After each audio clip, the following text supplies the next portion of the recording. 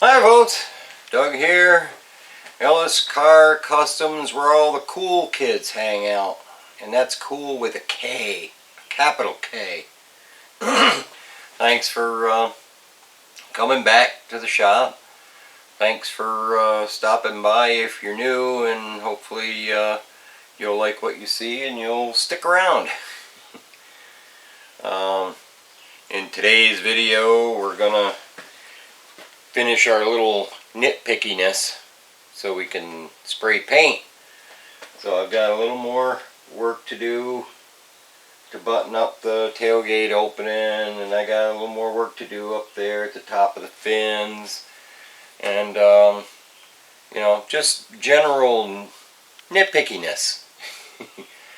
Because this is the last chance you get to give the thing a final going over to catch anything that would show up in the paint. Because you never know. As much we've pretty much body worked every square inch of this car, so because of that you may miss something. So it's always good to take that last reconnaissance mission there, going around to try to find stragglers and things that escaped your view that will pop their little heads up and say, "Here I am," when they're shiny and blue. So that's what we're going to do today. If all goes well, in the next video we'll shoot some paint and get some satisfaction. Thanks for coming back, everybody.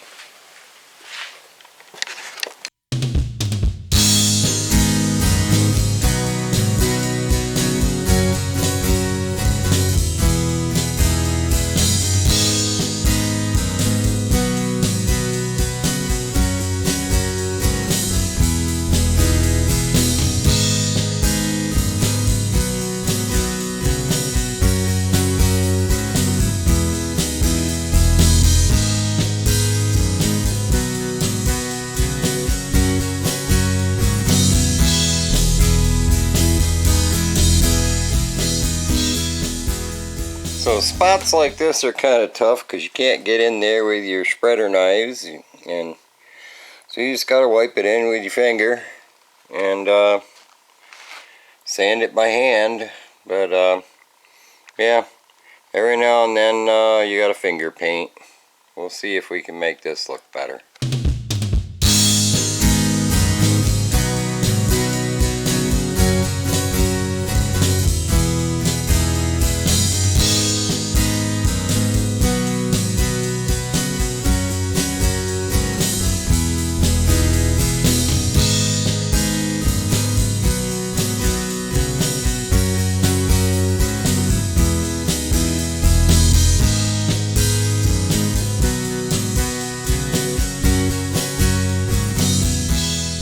So we're smartening up this jam just a little bit more, and finger painting a little bit in here to smarten that up a little bit.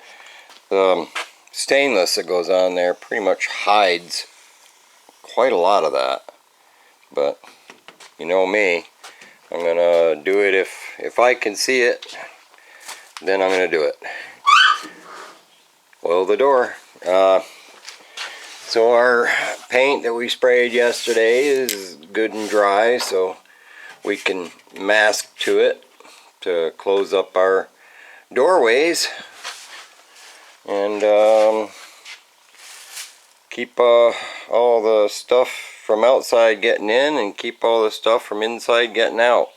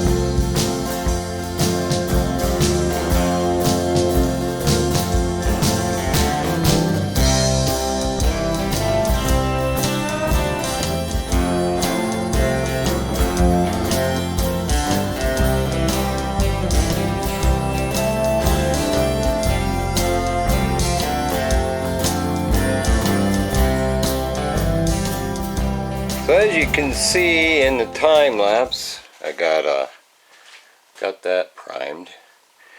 Awful lot of hand sand, and everybody's wondering if I still have fingerprints. I do, only because my calluses have calluses. But yeah, awful lot of hand sanding. Somebody was telling me I missed a spot here by the hinge, but I didn't miss it, I just hadn't got to it yet. Alright, well, we'll keep going.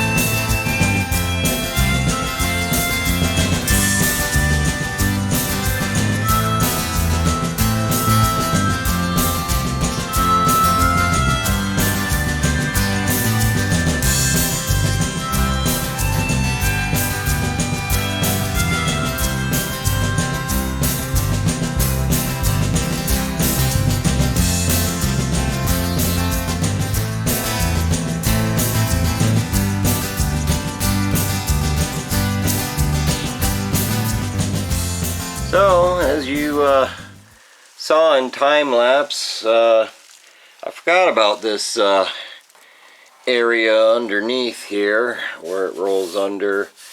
And it's one of them things you're not going to really be able to see it unless you're laying under the car, but I felt like I had to smooth it out more, so we're working on that. So yeah, like I said, it's good to go around and keep finding stuff, because what I'm going to do is I'm going to drape plastic or whatever. I'm going to back tape this and drape it down, try to keep the overspray from going up under and getting all over everything on the bottom. But yeah, stuff like this. So we're getting close to buttoning up this gate area, and that's a good thing.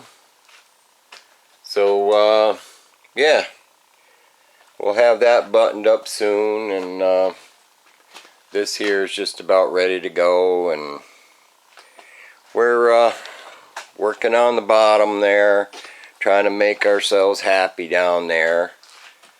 So unlike other YouTubers who would say that they just let commercials fly or whatever, I'm going to plan this video so you'll have a forewarning. So, commercial coming in 3, 2, 1.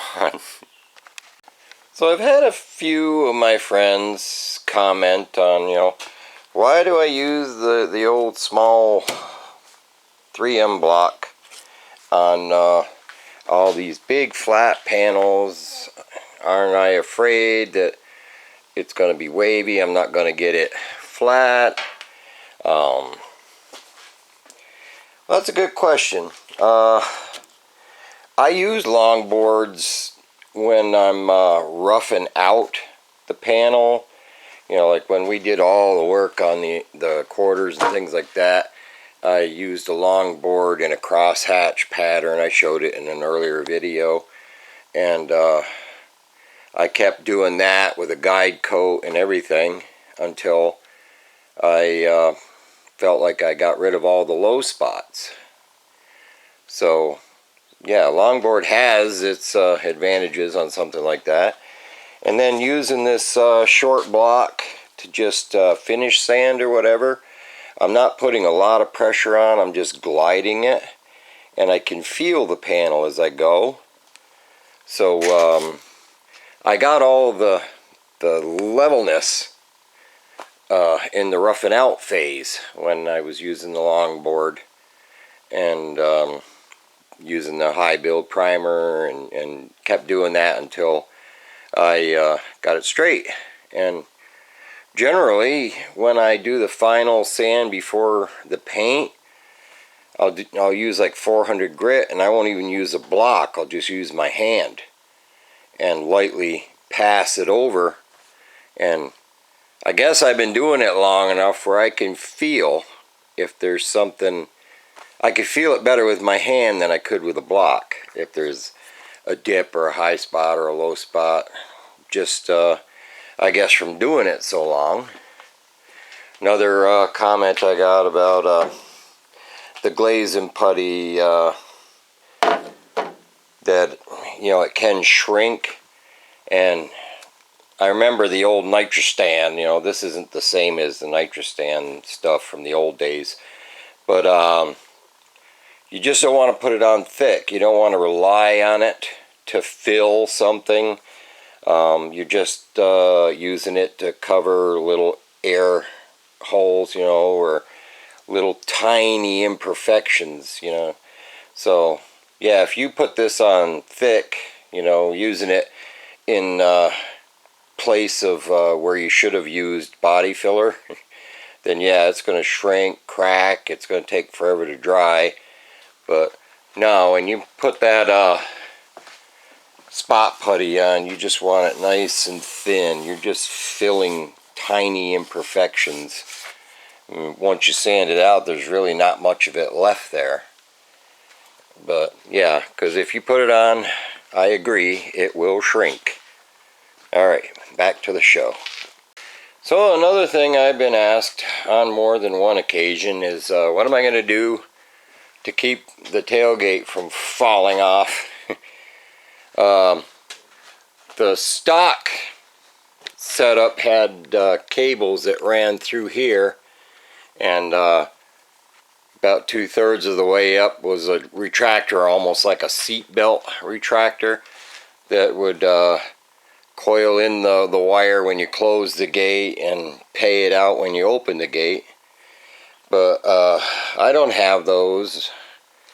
I may add them in the future. That's why I didn't delete anything that would keep me from adding those later. I'm just going to get a set of cables like you'd find on a pickup truck tailgate to hold it from opening too far.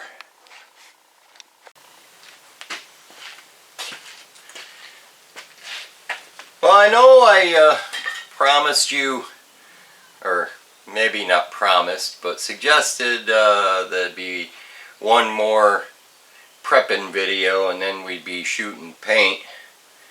But call me too picky. I keep addressing things that I'm not pleased with. And this is when you want to do it. You don't want to wait until you put the paint on and say, gee, I wish I'd have done that. So probably going to be one more prepping video before I shoot paint. But, you know, it's almost like the ketchup thing. Anticipation. I better not sing it. They'll copyright strike me. But anticipation is making me wait. Hopefully you don't think I'm making you wait. But I appreciate you hanging out with me and putting up with the commercial thing and, you know, doing all you do and liking and commenting and getting my name out there, and it's all a good thing. So yeah, probably one more video and we'll have this buttoned up and ready to shoot paint. It's better to not be in a hurry, you know, when you're shooting paint, not feel like you gotta go. Bad things happen, runs, missed spots, you know. It's better to just be relaxed when you get to the paint phase and know that all you got to do is concentrate on putting the paint on and putting it on correctly, you know. If you feel like you're hurried or whatever, I know I worked in body shops in the past, you know, and everything, you know, is timed, you know, and time is money. But on a project like this that I'm doing for myself, you know, the time is my time. So, you know, the only person I'm screwing on time is me. So, yeah, it's a lot better to be more relaxed and paying closer attention to your painting so that bad things don't happen. So, with that, I'll let y'all go surf the net for some more interesting content out there, and hopefully you'll come back and see me again. Take care.